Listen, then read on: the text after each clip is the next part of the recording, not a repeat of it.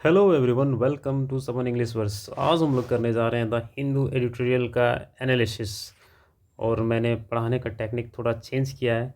मैंने कुछ क्वेश्चंस भी ऐड किए हैं जिस तरह से एग्ज़ाम में पूछा जाता है, आपके एसएससी हो, बैंकिंग हो या फिर कोई भी कम्पिटिटिव एग्ज़ाम हो। जो क्वेश्चन का फॉर्मेट होता है वो क्वेश्चंस भी मैंने ऐड किए हैं।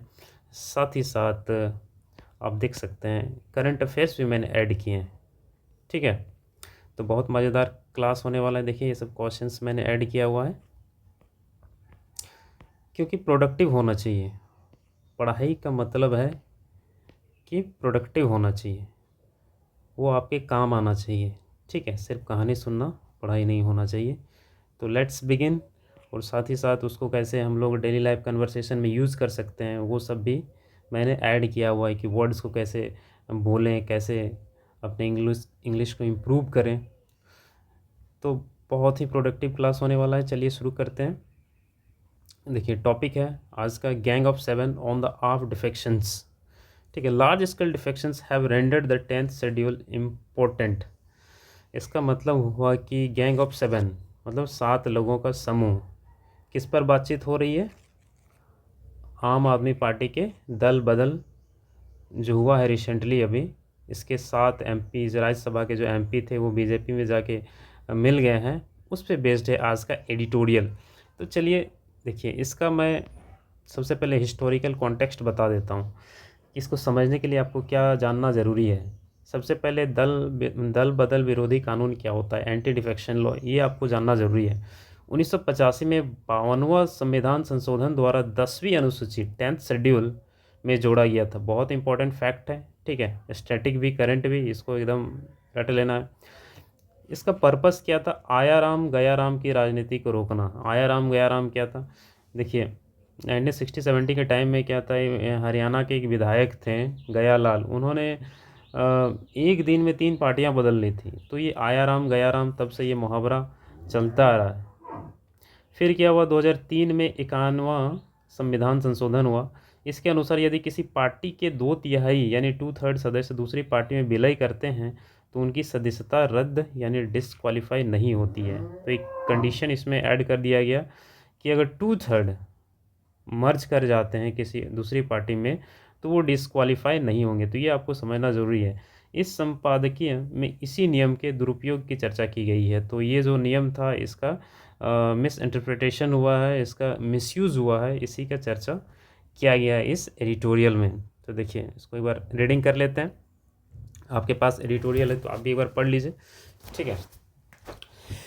On April 24, 7 of the Aam Aadmi Party's 10 Rajya Sabha members announced their merger with the Bharatiya Janata party. ठीक है, 10 में से 7 बीजेपी में मिल गए। The Rajya Sabha chairman has accepted their claim of merger, raising BJP's strength to upper house 113 and the combined strength of the NDA यानी national democratic alliance above the halfway mark of the first time. The episode highlights the nature of the AAP। देखिए, बहुत ही important बात कही गई है कि राज्यसभा में जो बीजेपी का स्ट्रेंथ है वो कितना हो गया, 113 हो गया है, और एनडीए का आधा से भी ज़्यादा हो गया है। ठीक है, first time the episode highlights the nature of the crass opportunism, the turncoats, the machination of the BJP and the institutionalised defending of the anti defection law of the 7, Raghav Chadda, Sandeep Pathak and Swati Maliwal were the part of AAP in an organic manner। देखिए, 24 अप्रैल को क्या हुआ, आपके यानी आम आदमी party के 10 में से 7 राज्यसभा सांसदों ने बीजेपी में विलय यानी मर्जर की घोषणा की। ठीक है, राज्यसभापति ने इसे स्वीकार कर लिया, जिससे एनडीए को उच्च सदन में पहली बार बहुमत मिला। पहली बार एनडीए को बहुमत मिला यानी आधा से भी ज़्यादा वो अब राज्यसभा में उनका नंबर है एमपीज़ का। यह घटना नेताओं के अवसरवाद, अपॉर्चुनिज्म मतलब अवसरवाद, बीजेपी की रणनीतियों और दल बदल विरोधी कानून एंटी डिफेक्शन लॉ के कमज़ोर होने को दर्शाती है। लेखक यानी एडिटर अरविंद केजरीवाल पर भी कटाक्ष कर रहे हैं, जो कभी कांग्रेस के विधायकों के टूटने पर कांग्रेस की नैतिक जिम्मेदारी पर सवाल उठाते थे। देखिए, लास्ट लाइन नहीं बोल रहा है। To the limited action that it had identity beyond the whims of its founder Arvind Kejriwal. For the other four, their exit is an opportunistic as their entries into AAP were. Mr. Kejriwal used to taunt the Congress for losing its legislators to the BJP in several states as symptomatic of the erosion of its ethical responsibility. तो आप समझ गए कि लेखक जो है अरविंद केजरीवाल पर भी कटाक्ष कर रहा है कि भाई तुम कांग्रेस पे पहले उंगली उठाते थे, अब तो तुम्हारे पार्टी में ही जो सांसद है वो छोड़ के दूसरे पार्टी में जा रहे हैं। तो इस एडिटोरियल से हमें सीखना क्या है? सबसे पहले हम लोग वर्ड सीखेंगे। डिफेक्शन, डिफेक्शन मतलब क्या होता है? दल बदल, अपने दल को छोड़कर दूसरे में जाना। इम्पोर्टेंट यानी शक्तिहीन, प्रभावहीन, ठीक है। टर्न कोट यानी दल बदलू, गद्दार। देखिए ये काफ़ी हिस्टोरिकल वर्ड है टर्न कोट। ये जब युद्ध वगैरह होता था तो जो मतलब युद्ध हारता था उसके सैनिक क्या करते थे कि अपने कोट को पलट के पहन लेते थे, फिर जो जीत रहा है उसमें जाके मिल जाते थे। तो इसको टर्न कोट वहीं से लिया गया है, लेकिन इन द पॉलिटिकल कॉन्टेस्ट इसको बोलते हैं हम लोग दल बदलू, गद्दार, टर्न कोट, ठीक है। मैकेनेशन मतलब होता है साजिश, चालबाजी या षड्यंत्र। डिफैंगिंग, फैंग मतलब होता है सांप का दांत। डिफैंगिंग मतलब दांत या जहर निकाल लेना, यानी प्रभावहीन कर देना।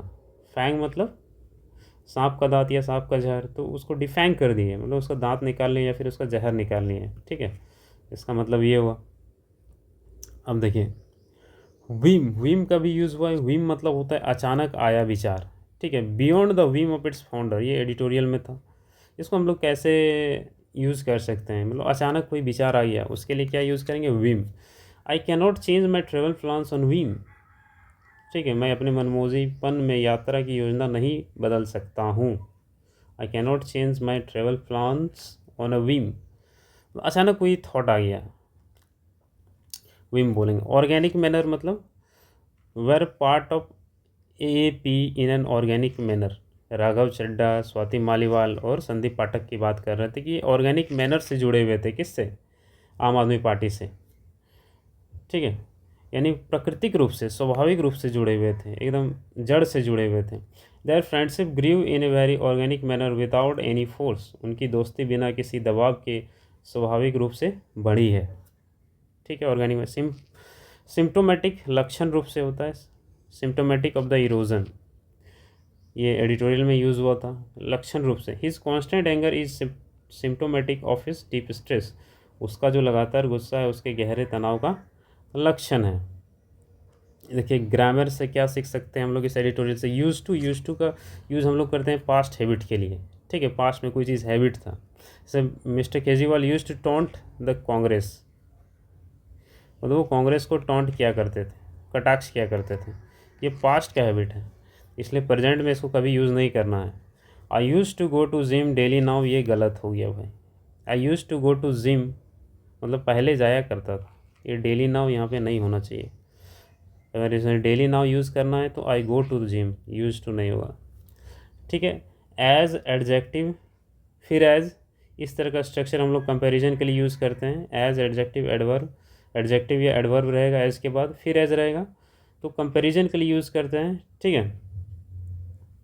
Indicating equality in certain trades, मतलब कहीं ना कहीं थोड़ा मोड़ा उसमें समानता है, तब हम लोग इस तरह का स्ट्रक्चर का यूज़ करते हैं। चलिए करंट अफेयर्स में क्या देख सकते हैं हम लोग? करंट अफेयर ये है कि भाई the merger has pushed NDA above the half A mark in the upper house first time.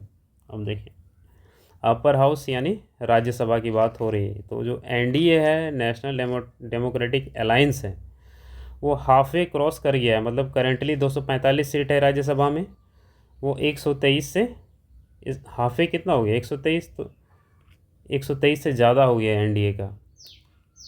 बात समझ रहे हैं? राज्यसभा का स्ट्रेंथ 250 होता है, लेकिन अभी 245 है, तो NDA का 123 से ज़्यादा हो गया। और एंटी डिफेक्शन लॉ किस में है? 10वीं अनुसूची यानी 10th शेड्यूल में है। कब लाया गया था? 52nd अमेंडमेंट 1985 में लाया गया था, ठीक है। ये भी इंपॉर्टेंट है, इसको नोट कर सकते हैं। 2/3 एग्जाम्पशन रूल, ये तो मैंने आपको बताया था कि अगर 2/3 सांसद एक पार्टी से दूसरे पार्टी में जाते हैं, ये 91st अमेंडमेंट में लाया गया था, तो वो डिसक्वालीफाई नहीं होंगे, वो अप्लाई नहीं होगा, डिसक्वालिफिकेशन अप्लाई नहीं होगा। चलिए ठीक है, अब कुछ क्वेश्चंस कर लेते हैं इस पैरा के हिसाब से। अब देखिए मैकेनिशन का सिनोनिम क्या होगा, थोड़ा दिमाग लगाइए। अच्छा, मैंने हार्ड वर्ड कराया कि नहीं, हार्ड वर्ड हाँ कराया तो था। मैकेनिशन मतलब साजिश, चालबाजी, षड्यंत्र, डिफेंगिंग, ये सब तो करवा दिया है। चलिए अब क्वेश्चन करिए। तो मैकेनिशन मतलब चालबाजी होता है, तो इसका सिनोनिम क्या हो जाएगा, प्लॉटिंग हो जाएगा। सिनोनिम क्या हो जाएगा, प्लॉट मतलब भी चाल। एंड अब ऑर्गेनिक का एंटोनिम क्या होगा, ऑर्गेनिक मैंने अभी बताया था, ऑर्गेनिक क्या होता है, नेचुरल होता है, तो नेचुरल का अपोजिट क्या होगा, आर्टिफिशियल होगा, ऑप्शन नंबर सी। ठीक, next question, what is the meaning of the idiom और phrase to reap what you sow implied in the editorial context of आप, to reap what you sow, ये apply किया गया है किसमें, editorial में, आपके लिए। इसका मतलब क्या होता है, टू बिकम ए फार्मर, किसान हो जाना, बिल्कुल नहीं। To face the consequences of your past actions, to get unexpected rewards, to destroy someone's hard work. तो करेक्ट, जैसा बोओगे वैसा काटोगे, तो करेक्ट आंसर क्या हो जाएगा, to face the consequences of your past action. ठीक है, चलिए आगे बढ़ते हैं। Choose the correct synonym of the word important. Important मतलब क्या होता है, शक्तिहीन कर देना, नपुंसक कर देना। ठीक है, तो इसका सिनोनिम क्या होगा, पावरफुल होगा, बिल्कुल नहीं। इफेक्टिव होगा, बिल्कुल नहीं। सिग्निफिकेंट, ये भी नहीं होगा, महत्वपूर्ण होता है। पावरलेस होगा। ठीक है, क्या होगा, पावरलेस होगा। अब देखिए, choose the correct antonym of the cynicism. Cynicism का एंटोनिम्स क्या होगा, सिनिसिज्म मतलब क्या होता है, संदेह से किसी चीज़ को देखना, संदेह की दृष्टि। तो स्केप्टिसिज्म तो सेम होता है, इसका ये सिनोनिम्स हो जाएगा। बिटरनेस, कड़वाहट, डिस्ट्रस्ट, अविश्वास, ये भी लगभग मिलता जुलता है। तो ऑप्शन नंबर बी हो जाएगा, ऑप्टिमिज्म, मतलब आशा, आशावादी होना। अब चलिए कुछ एरर कर लेते हैं, एकदम हूबहू जिस तरह से आपको एग्ज़ाम में पूछा जाता है वैसे क्वेश्चंस मैंने ऐड किए हैं, किससे, एडिटोरियल से। The Rajya Sabha chairman have accepted there claim of merger raising the BJP strength in the upper house. ठीक है, अब देखिए राज्यसभा चेयरमैन जो है, हैव एक्सेप्टेड, कुछ गलत लग रहा है यहाँ पे, ये देखिए सिंगुलर है और यहाँ पे हैव का यूज़ किया गया है, तो एरर इसी पार्ट में होगा, बी में हैज़ होगा हैव की जगह पे। चलिए next, mister Kejriwal use to taunted the Congress for losing its legislator to the BJP in several states. कई राज्यों में वो टॉन्ट किया करते थे, कौन, केजरीवाल जी, कांग्रेस पर। तो इसमें गलती कहाँ है बताइए, एरर कहाँ पे, यूज टू टॉन्टेड ऐसा होता है क्या, नहीं नहीं नहीं, यूज टू क्या है, मॉडल वर्ब, इसके साथ वर्ब का बेस वाला फॉर्म लगता है। ठीक है, use to plus V one हो जाएगा। चलिए use to plus V one हो जाएगा, मतलब ए में ही एरर है। Next question, the disintegration of its Rajya Sabha contingent are the culmination of the cynicism and opportunism. बताइए इसमें कहाँ पे एरर है। अब देखिए, the disintegration of its Rajya Sabha contingent are, तो यहाँ पे सब्जेक्ट क्या है, सब्जेक्ट है the disintegration of its Rajya Sabha contingent, ये नहीं है, ये है सब्जेक्ट। तो सब्जेक्ट वर्ब एग्रीमेंट के अकॉर्डिंग सब्जेक्ट जैसा रहेगा वैसा वर्ब लगाएंगे हम लोग, तो यहाँ पे प्लूरल नहीं होगा, क्या होगा, सिंगुलर होगा, ईज होगा। ठीक है, तो डिसइंटीग्रेशन ईज। चलिए आगे बढ़ते हैं। Next question, 2/3 of the members of the legislature party must accept a merger for it to be valid. मतलब 2/3 जो है मेंबर क्या एक्सेप्ट करना चाहिए, ठीक है, तभी ये वैलिड होगा। उसने गलती क्या है, देखिए, मस्ट के बाद एक्सेप्ट्स है, भर 5 है, मस्ट क्या है, मॉडल है, इसके साथ बेस वर्ब का बेस फॉर्म लगेगा, मतलब एक्सेप्ट होगा, एक्सेप्ट्स नहीं होगा, तो सी में एरर है। चलिए next, elected government has been unseated on the back large scale defections in the recent past। अब देखिए, इलेक्टेड गवर्नमेंट्स, गवर्नमेंट्स प्लूरल है, इसके साथ हैज लगा हुआ है, तो यहाँ पे क्या होगा, ये भी प्लूरल हो जाएगा, हैव हो जाएगा, तो ए में एरर है। अब देखिए कुछ प्रीपोजिशन वाला एरर देखते हैं हम लोग, fill in the blanks. Mister Kejriwal use to taunt the Congress losing its legislator to the BJP.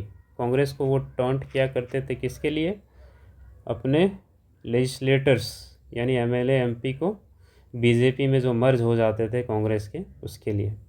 तो जब भी टॉन्ट रहेगा ना, तो किसी के लिए टॉन्ट करते हैं हम लोग ना, किसी चीज़ के लिए, तो फॉर का यूज़ लगेगा, मतलब टॉन्ट के साथ फॉर ही यूज़ होता है, एक तरह से fixed preposition. Next, 7 of the of Rajya Sabha members announce their merger. Merger, merge हो रहा है, dash the Bharatiya Janata party, into होगा क्या, अलोंग साइड होगा क्या, टू होगा क्या, नहीं विथ, मर्ज हो रहा है, साथ में मर्ज हो रहा है ना, तो विथ लगेगा। अब नेक्स्ट पार्ट में आते हैं हम लोग, ठीक है। नेक्स्ट पार्ट है, बट रिलेंटलेस कैंपेन, रिलेंटलेस मतलब होता है लगातार, ऑफ एनार्की मतलब अराजकता, ठीक है, जहाँ पे कोई मतलब शासन ठीक से नहीं चल रहा, उसको एनार्की बोलते हैं। In a pursuit of power exposed the true character of AAPS far cry from, far cry from, far cry from मतलब होता है कि वास्तविकता से काफ़ी दूर, ठीक है, मतलब कथनी करने में बहुत अंतर।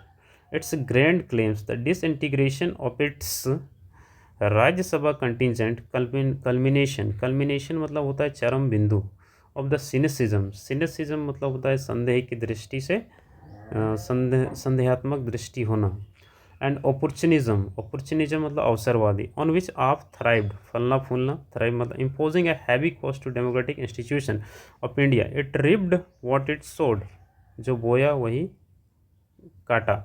That is no reason ignore the brazen, brazen मतलब एकदम बेलज्जा, बेशरम, misinterpretation invoked by the gang of 7 and accepted by the Rajya Sabha of the 10th schedule of the constitution which bars मतलब रोकना the defection elected representatives from their original party। The merger exception in the schedule is clear that party can merge with another subject to the concurrence मतलब होता है subject to condition होना, concurrence मतलब सहमति of the 2/3 of its legislators। तो ये second part था, चलिए इसका मीनिंग समझ लीजिए आप। सत्ता पाने के लिए लगातार अराजकता, रेलेंटलेस एनार्की के अभियान ने पार्टी के असली चरित्र को उजागर कर दिया है, जो उनके बड़े बड़े दावों से बिल्कुल अलग, मतलब फार कराए, मतलब कथनी और करनी में अंतर होना, वास्तविकता से बिल्कुल दूर। राज्यसभा में उनकी पार्टी का टूटना उसी अवसरवाद का चरम बिंदु है, कल्मिनेशन है, ठीक है, अपॉर्चुनिज्म का, जिस पर यह पार्टी फली फूली थी, थ्राइव हुई थी, जो बोया वही पाया, इट रिप्ड व्हाट इट सोड, मतलब आप जो पार्टी है कैसे फली फूली थी, वो भी इस तरह की राजनीति करती थी, जब दूसरे पार्टी के सांसद हो, एमएलए हो, ठीक है, विधायक हो, एक पार्टी छोड़ के दूसरे पार्टी में जाते थे, तो इस पर वो कटाक्ष करते थे, ठीक है, इस तरह से वो फली फूली थी, और उन्होंने वही काटा जो बोया था। लेकिन इसका मतलब यह नहीं कि हम संविधान की 10वीं अनुसूची की उस बेशर्म, बेशर्म या ब्रेजन का यूज़ किया गया था, ब्रेजन गलत, हाँ ब्रेजन मिस इंटरप्रिटेशन मतलब गलत व्याख्या को नज़रअंदाज कर दें, जैसे गैंग ऑफ 7 मतलब 7 लोगों का समूह, गैंग एक्चुअली नेगेटिव वर्ड है, तो 7 लोगों का गैंग बोल सकते हैं, ने इस्तेमाल किया है। अनुसूची में विलय की छूट साफ कहती है कि कोई पार्टी तभी विलय कर सकती है जब उसके 2/3 सांसदों की सहमति मतलब कनकरेंस हो। तो ये था मीनिंग। अब देखिए हार्ड वर्ड को देख लेते हैं। रिलेंटलेस मतलब होता है लगातार, बिना रोके, इसका सिनोनिम्स क्या हो जाएगा, परसिस्टेंट, अनयील्डिंग, ठीक है, परसिस्टेंट अनयील्डिंग। इसको यूज़ कैसे करेंगे, he achieved success through his relentless hard work, brazen मतलब बेशर्म या निर्लज होता है। Shameless, audacious, that was a brazen lie told in front of everyone. Brazen lie, इसका तो यूज़ कर सकते हैं। बेशर्म अक्सर हम लोग यूज़ करते हैं। निर्लज, ठीक है। कल्मिनेशन, चरम बिंदु, परिणति, ये परिणति चोपड़ा नहीं है भाई। कल्मिनेशन, वही काम तो कर दिया उसके पति ने। क्लाइमैक्स यानी pinnacle, this promotion is the culmination of years of effort, ठीक है। सालों के एफर्ट्स का ये कल्मिनेशन है, चरम बिंदु है, ठीक है, ये प्रमोशन। कनकरेंस यानी सहमति या स्वीकृति, एग्रीमेंट होता है, एसेंट होता है, ठीक है। इसके synonyms, we need the manager's concurrence before proceeding, ठीक है, आगे बढ़ने से पहले मैनेजर की सहमति चाहिए हमें। इस तरह से यूज़ कर सकते हैं। देखिए यहाँ पे ईडियम जो यूज़ हुआ है, हालांकि मैंने मीनिंग आपको उसी टाइम बता दिया था, फिर भी एक बार देख लीजिए। अब फार क्राई फ्रॉम मतलब से बिल्कुल अलग, एकदम कथनी करनी में अंतर, जो बोला जा रहा है और जो हो रहा है उसमें बहुत डिफरेंस है। The actual hotel was a far cry from the beautiful picture online. Online में जो ब्यूटीफुल पिक्चर था होटल का, उस, ठीक है, वो एक्चुअल में वो फार क्राई फ्रॉम है, तो बिल्कुल वैसा नहीं है। रीफ वॉट यू सो, जैसी करनी वैसी भरनी, परिणाम भुगतना। He didn't study and failed the exam, उसने पढ़ाई नहीं की और फेल हो गया। ही रिप्ड वॉट इज सोड, उसने वही पाया जो उसने बोया था। अब देखिए वेरी इंपॉर्टेंट रूल, इसको ध्यान दीजिएगा, ठीक है। जब कोई नया कार्य पिछले कार्य का परिणाम दिखाता है तो अल्फ विराम यानी कोमा के बाद वर्ब फोर का उपयोग करते हैं। फिर से एक बार रिपीट कर रहा हूँ, कोई नया कार्य, ठीक है, पिछले कार्य का परिणाम बताता है तो कोमा के बाद हम लोग वर्ब फोर का यूज़ करते हैं। जैसे the storm hit the city causing massive damage, इसके वजह से ये काम हो गया, ठीक है। जो नया कार्य है पिछले कार्य का परिणाम है तो हम लोग वर्ब फोर का यूज़ करते हैं, आया। जैसे यहाँ पे यूज़ किया गया था, the disintegration of its contingent is the culmination of cynicism imposing a heavy cost on the institution, ठीक है। इम्पोजिंग वर्ब फोर का यूज़ किया गया था। जो डिसइंटीग्रेशन हुआ था कंटीजेंट का, वो क्या था, सिनेसिज्म का कल्मिनेशन था, मतलब चरम बिंदु था, जिससे क्या इम्पोज हुआ, a heavy cost on the institution, मतलब इंस्टीट्यूशन जो पार्टी थी उस पर हैवी कॉस्ट उसको उठाना पड़ा। और एक चीज़ देखिए, कंटिजेंट मतलब होता है किसी ग्रुप का हिस्सा, डिसइंटीग्रेशन मतलब टूटना, तो ये सब भी आप समझ लीजिए, हो सकता है किसी को नहीं पता हो। कंटिजेंट मतलब किसी ग्रुप का हिस्सा, डिसइंटीग्रेशन मतलब वो टूट गया, ठीक है। तो यहाँ पे इम्पोज मतलब जिसके वजह से कोई चीज़ हो रहा है, मतलब ऐसे तो होता है लादना, कोई चीज़ जैसे किसी के ऊपर हम ये रिस्पॉन्सिबिलिटी किसी को दे देते हैं, दैट इज़ कॉल्ड इम्पोज कर दिए उसको, ठीक है। तो कहने का मतलब है कि जब भी ये नया कार्य हो रहा है वो किसी पिछले कार्य का रिजल्ट है, ठीक है, तो वहाँ पे हम लोग वर्ब फोर का यूज़ करते हैं। चलिए, और एक ग्रामेटिकल का इम्पोर्टेंट रूल मैं बता देता हूँ आपको, जिससे किसी किसी वर्ब के साथ फिक्स्ड प्रीपोजिशन आता है, जैसे ये थ्राइव के साथ ऑन आता है, ठीक है। थ्राइव के साथ क्या आता है, ऑन आता है, फिक्स्ड प्रीपोजिशन है, इसको तुम रट लीजिए। तो जो फॉर्मल इंग्लिश है, प्रीपोजिशन को रिलेटिव प्रोनाउन विच होम से ठीक पहले रखा जाता है, मतलब विच के पहले रखा जाएगा। ये the opportunism which of thrive on, ये बाद में नहीं होगा क्योंकि इसके साथ ये प्रीपोजिशन आता है, फिक्स्ड है, तो ये बाद में नहीं होगा। जो उसका रिलेटिव प्रोनाउन विच या हुम होगा उससे पहले रखा जाएगा। तो ऑन विच ऑफ थ्राइव्ड, हालांकि ये इसके साथ आया है थ्राइव के साथ, लेकिन ये रिलेटिव प्रोनाउन विच या हुम के पहले रखा जाएगा, तो इसको आप ध्यान दीजिएगा। जैसे एक एग्जांपल है यहाँ पे, this is the principal on which I base my life, ठीक है, यह वह सिद्धांत है जिस पर मैं अपना जीवन आधारित करता हूँ। चलिए आगे बढ़ते हैं। जैसे यहाँ पे बेस है, बेस के साथ ऑन आया है, ठीक है, तो विच के पहले लगा दिया, बेस ऑन नहीं होगा। अब हम लोग क्वेश्चंस करते हैं बिल्कुल एग्ज़ाम के जैसे। तो ब्रेजन, ब्रेजन का एंटोनिम्स क्या होगा, ब्रेजन का एंटोनिम्स, ब्रेजन मतलब क्या होता है, निर्लज होता है, सेमलेस होता है, ठीक है। ऑडेशियस, इंसोलेंट क्या होगा इसका, टिमिड हो गया, मतलब कायर टाइप का। निर्लज जैसा कुछ भी कर देगा, और कावर्ड क्या, सोचेगा थोड़ा सा, तो इसका अपोजिट क्या हो जाएगा, टिमिड हो जाएगा। दूसरा, रिलेंटलेस का सिनोनिम क्या है, रिलेंटलेस मैंने अभी कराया था, लगातार, ठीक है।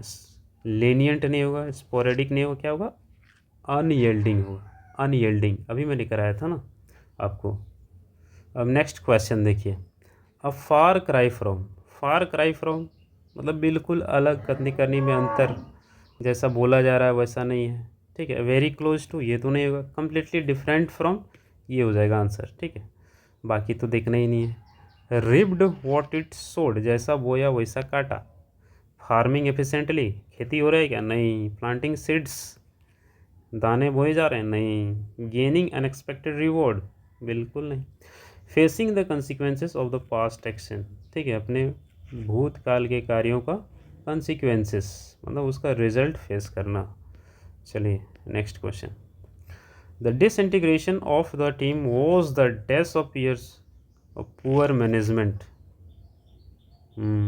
तो क्या होगा, disintegration, foundation, beginning, initiation, culmination.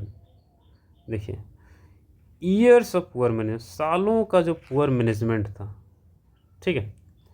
Poor मैंने सालों का, तो वो क्या होगा, फाउंडेशन नहीं होगा, बिगिनिंग नहीं होगा क्योंकि बहुत साल से हो रहा है, इनिशिएशन शुरुआत तो नहीं होगा, क्या होगा, कल्मिनेशन मतलब चरम बिंदु था। तो यहाँ पे ऑप्शन नंबर सी हो जाएगा। नेक्स्ट क्वेश्चन देखिए, अब एरर हम लोग निकालते हैं, इससे एरर ढूंढते हैं।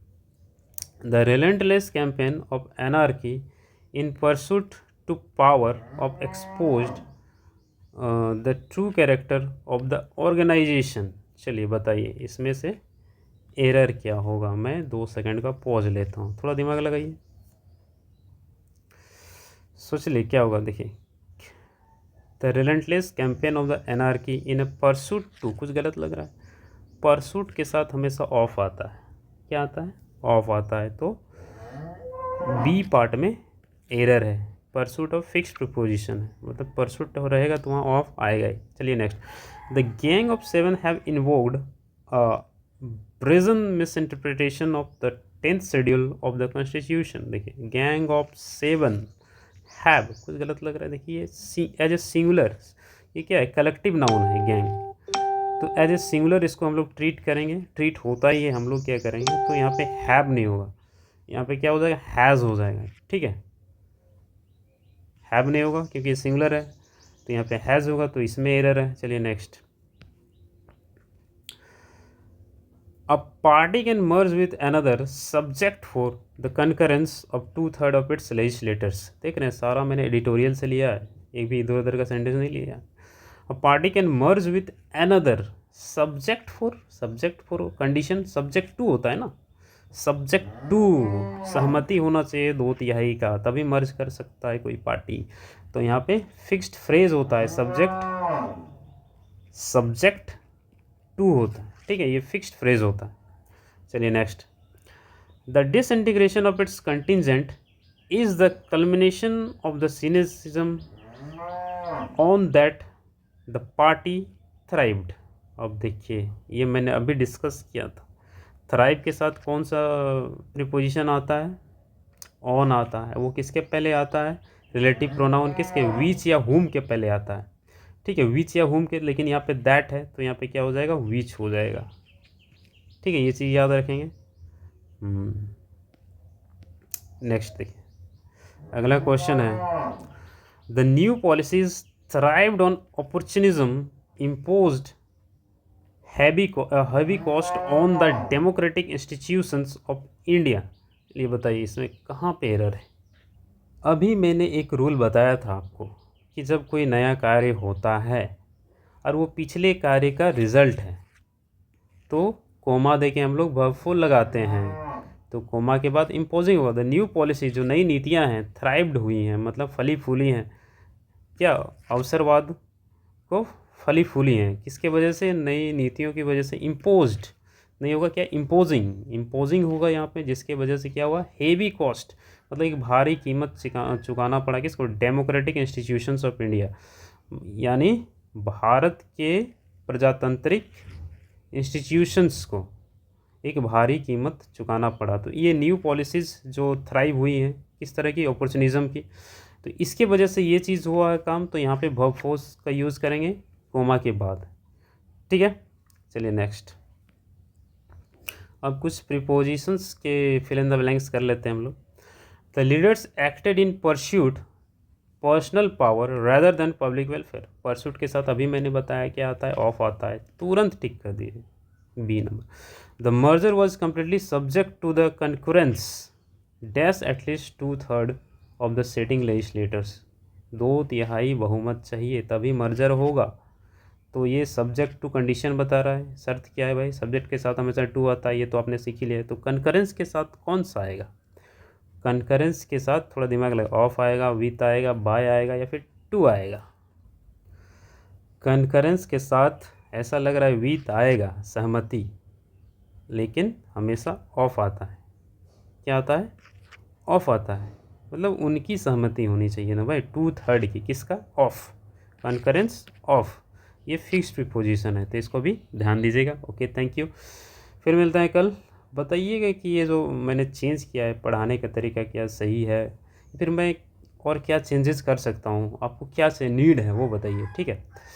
तो according to that I will frame my teaching classes, my slides. Okay, thank you, फिर मिलते हैं कल।